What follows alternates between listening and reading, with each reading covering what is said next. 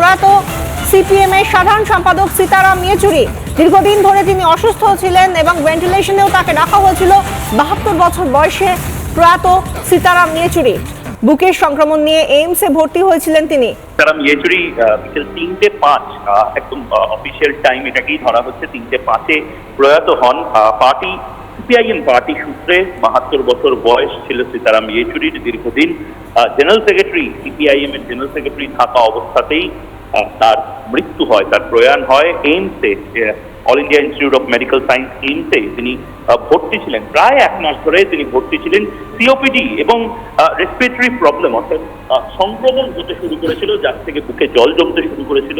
একাধিক অর্গানে সেই ইনফেকশন যেতে শুরু করেছিল। আগস্ট 19-এর পর থেকে তাকে নিউমোনিয়া সহ, চেস্ট ইনফেকশন সহ তাকে এইমসে ভর্তি করা হয়।